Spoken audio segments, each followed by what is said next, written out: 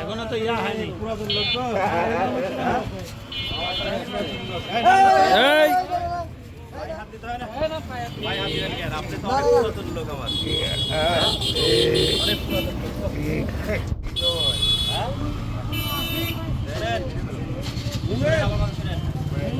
দেখি মস্ত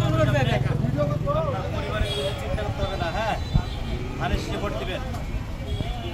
বাড়িতে বলবেন অনেক আমি ছোটবেলা থেকে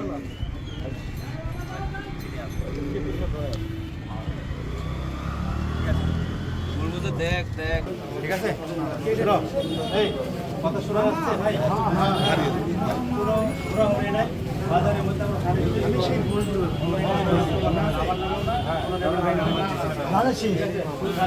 ঠিক আছে